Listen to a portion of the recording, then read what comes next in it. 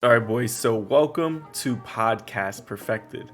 Now, this is my new podcast I'm going to start, and this is kind of like my way of communicating with you guys on a much more personal level. I kind of wanted to feel like you're just talking to a friend, and I feel like with my content that I currently have on my YouTube channel, it's mainly just like information or some ideas that I have about Destiny, and I kind of want to have more just discussion about myself or what's going on in my life and gaming stuff. Of course, like I definitely want to talk about Destiny or any game that I'm playing because Destiny isn't the only game that I play, and I just want to have this as another way to communicate with you guys. So first, I want to introduce myself. Of course, you guys already know I'm Bloonskis. My real name is Armand. I know it's a bit unique. A lot of people have trouble pronouncing it. It's a French name. I'm not French. I'm actually Puerto Rican. But yeah, my name is quite unique. But as myself as a gamer, I've been gaming, ever since I can remember. I mean, when I was a kid, I remember having the Dreamcast, and I remember playing N64.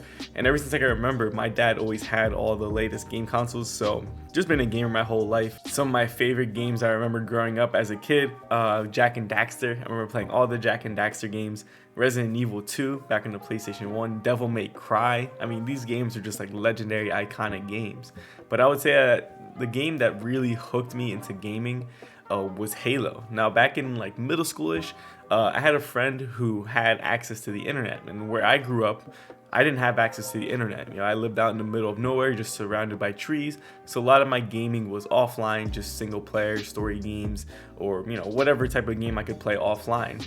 But I went over to my friend's house one night, and he introduced me to Halo 3 specifically. And I had played the other Halos, like Halo Combat Evolved and Halo 2. I just played the story. I never got into the multiplayer because I didn't have access to the internet.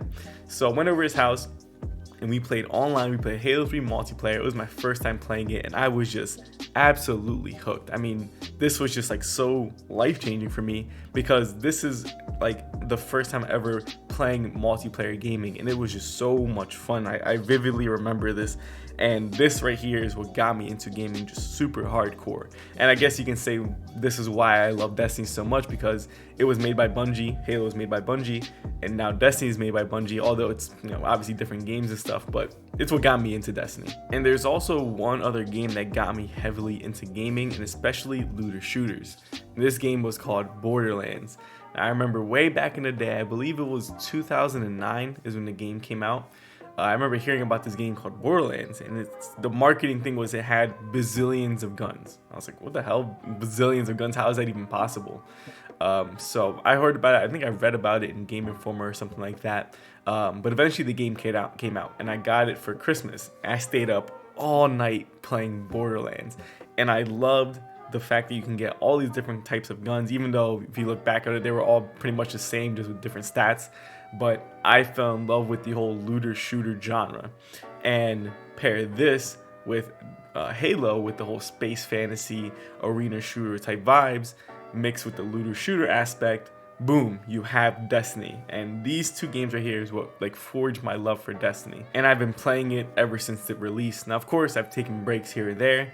I don't know if you guys know, but the launch of Destiny 1 was actually pretty rough. I mean, it was fun. I loved it.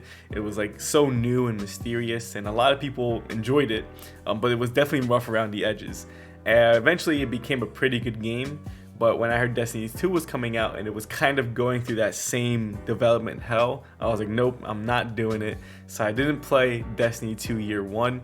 I actually got into Destiny 2 when Forsaken came out, because although I wasn't playing it, I was still keeping up with everything that was happening. I still knew about the updates because I was waiting for it to become the game I wanted to play.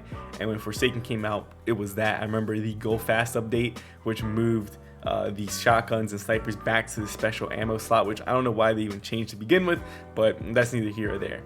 So yeah, Forsaken's when I actually got into Destiny 2. And then of course I've taken breaks. I didn't play Season of the Worthy. I actually didn't play the last half of last season's Season of the Plunder.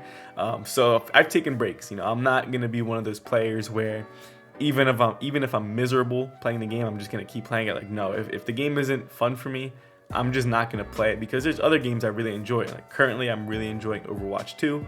And my other favorite game of all time is For Honor. And I play that sometimes here or there. I play it hopping with my friends or just hop into some duels. So I do have other games I play. I played God of War Ragnarok recently. So, I do play other games besides Destiny. And when Destiny isn't fun, I'm just not going to ruin it for myself because this is my favorite game of all time. And if I play it when I'm not enjoying it, I'm just gonna eventually hate it. So I don't want that to happen. So I haven't spoken about this story directly to you guys, but I was on an episode of the Guardian Downcast, shout out to those guys, and I did mention this story about how I started YouTube, and my story is actually pretty unique, I guess you could say. So I've always had this dream of being able to spend my time how I wanted to spend it. I don't really care about having millions of dollars. I don't care about having a big fancy house and a really nice luxurious car, although that would be nice. It's not what I'm actively seeking in my life. I just want to be able to spend my time how I want to spend my time. And with gaming being such a big part of my life, it's my passion, I want to be able to wake up and spend my time doing my passion. And I want to be able to sustain myself because obviously, you got to pay bills, you have to live, you got to eat, you got to have a roof over your head. So of course you got to make money. So I figured, how can I sustain myself while being able to play video games and cover video games, talk about video games? Well, YouTube and sometimes streaming. So at the time I was like, all right, I want to make a YouTube channel. I want to make videos, but I didn't have any of the equipment. I didn't have a PC. All I had was my PlayStation 4 and I had a laptop. So what I would do is I actually made a separate Twitch account. I forget the name of it now. And I would stream to that Twitch account and I would actually quote unquote like record myself, like making a video, even though it was live on stream. And then I would download that stream to my laptop. It was a Mac. I still have the same laptop. And I would edit it on, not GarageBand, on iMovie. And I would splice it up, edit out the mistakes and everything, and then upload it to YouTube. It had shit quality. I was bad at it. But that's how I started, and I feel like now it kind of like disciplined me to be able to kind of always find a way to make what you want work. Because it was just so rough, and I had like a little my mic was like a little like $15 like conference mic they use for like phone calls. I had the most scuffed setup, but I made it work. Now I have a PC, I have pretty good stuff, I have a good mic, I have like soundproofing right in front of me. So I don't have like the greatest PC, but it's better than nothing. I'm able to do what I have to do. I'm able to make it work. Now I have taken breaks with YouTube when the game really just isn't too fun for me, or if I'm getting like overwhelmed with YouTube, because I do work a full-time job as well as trying to grow my channel. So it can be a lot sometimes, which probably isn't the greatest idea to take breaks, because if I'm trying to become a full-time content creator, I really can't afford to take these breaks. Like I actually just did one, stopped playing midway through Season of the Plunder. So I gotta kind of get better with that, which I'll figure it out. I'm sure that as time goes on, I'll figure out how to kind of weather the storm. But I would say I've been doing YouTube for about maybe 2.5 years now. I started really uploading videos around Shadowkeep. Did that for a couple of months, took a small break, and then I saw a game coming out called Bleeding Edge, and I wanted to shift my channel towards that game. It was I think it was 4-on-4 or 5-on-5, kind of like brawler, almost like For Honor meets Overwatch kind of game. It's almost like a MOBA too. It was really fun. I actually really enjoyed that game, but it was a really small game, and the community was very small, very passionate, but very small. And after a couple of months of playing that game, I saw, like, I could just tell that this game was going to fail, that the game was going to die. They didn't market it at all. There was no monetization, and I know a lot of people are against monetization, but in order for a game to last long, such as Destiny or Call of Duty or all these games that just last for a very long time, it needs to be monetized, and this game had none of that. So I saw that this game was going to fail, and I after a couple of months, I switched back to Destiny. And what do you know it now, a couple of months ago, the devs of Bleeding Edge actually stopped supporting the game. I'm surprised they haven't shut down the servers, but they actually said that they will no longer be supporting the game. So I'm glad I saw that, and I'm glad I jumped ship on that game into Destiny, or back into Destiny. So around Beyond Light, my channel started growing really, really like fast. I believe when Beyond Light launched, within like the first month, I gained about 800 subs, which is huge for my channel because at the time I think I had about 600 or like between 600 or 800 subs, and after the first month of Beyond Light I jumped to like 1600.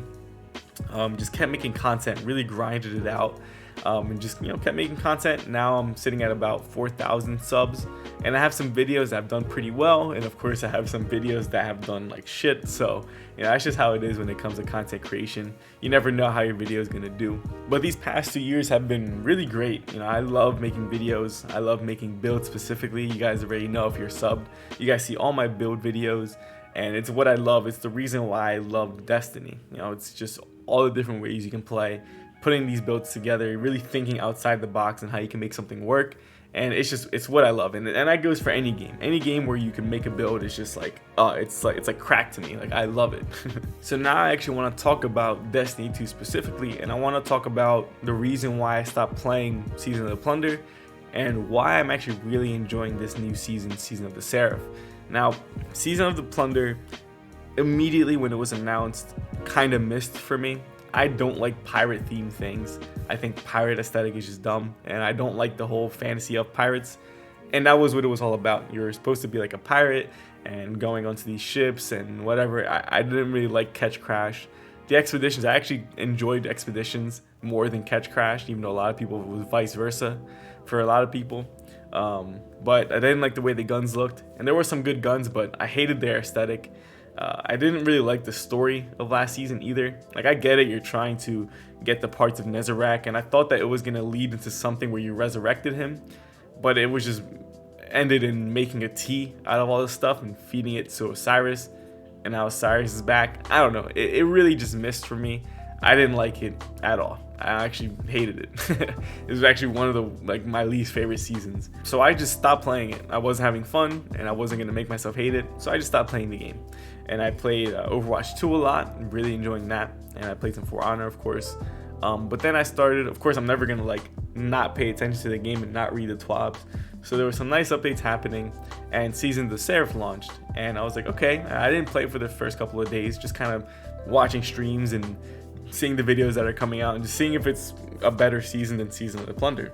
And I'm watching these videos, and I feel myself kind of getting excited again to play Destiny 2, and the story is really interesting.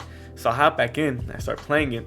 Really liked Heist Battlegrounds. I think Heist Battlegrounds are amazing, specifically because of that new modifier where you are always 5 light levels under the enemies, which makes for a little bit of a challenge. It's still not the hardest thing, but your weapons, your God weapons are able to shine. Your builds are able to shine. Now, and every other activity besides like GMs or even stuff like raids or whatever, you can use any gun. It doesn't matter. You will be fine. The game is very easy. Destiny 2 is a very, very easy game. But with this new modifier, and there's also another modifier on the Legend version where you're -10 underneath the enemies, it makes it so you actually have to go in with good weapons and good builds, because the combat is punishing if you don't. The enemies will hurt you, and you won't be able to kill them fast enough, and you'll get overwhelmed and you'll die. And that right there is exciting for me. The loot this season's amazing. The way the guns look are amazing. That new pulse rifle, I think it's called Disparity. It's like my favorite gun right now. I'm loving it. I think I have a Rapid Hit Frenzy on my roll, and it is so good. I love that gun. There's that new linear fusion fire and forget, which is again another great weapon. DSC weapons are now craftable. They have updated perk pools.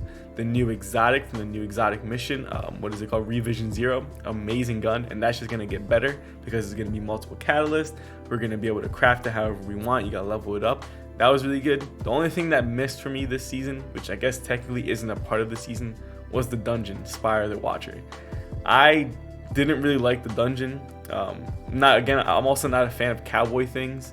I did like the final boss, but the mechanic of the dungeon is very simple, and the guns, the sidearm seems pretty cool.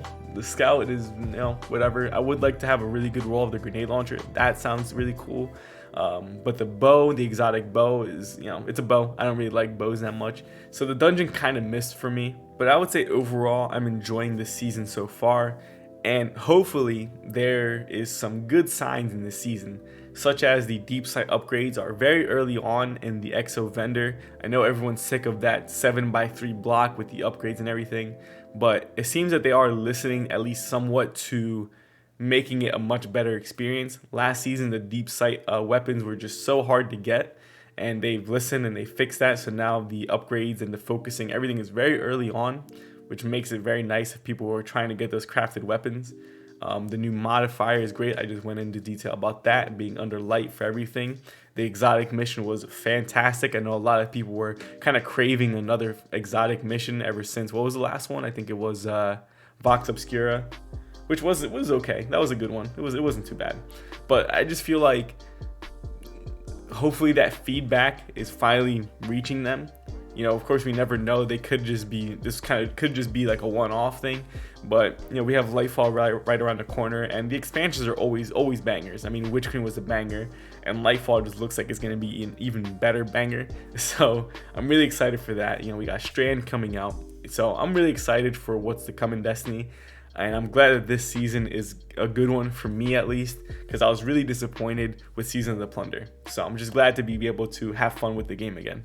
I just really hope that they stick with this modifier and add some difficulty back into the game.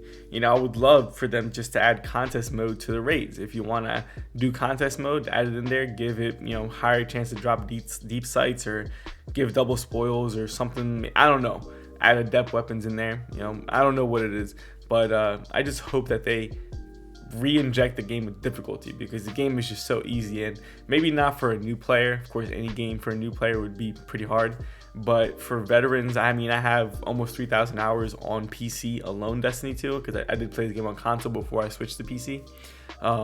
So for us veterans, the game is very easy. So I just really hope that Lightfall kind of turns up to 11 with the difficulty options, and I feel like they will. I mean, they're having these new Guardian ranks things, or I think it's called Guardian ranks. We're able to show off just how good you are at the game. So hopefully that there is some way to get some more Guardian ranks for doing the more difficult content if there's difficulty options. So that's everything I have for you for the first episode of Podcast Perfected. Let me know if there's any questions you want me to answer for my next episode. Let me know if there's any feedback on what I can do better for the podcast, because this is just a new idea. It's a new project that I want to start, and I want to continue this. So let me know. Help me out. Help me make this what you guys want it to be, because at the end of the day, I make my content for you guys. It's for you guys to enjoy.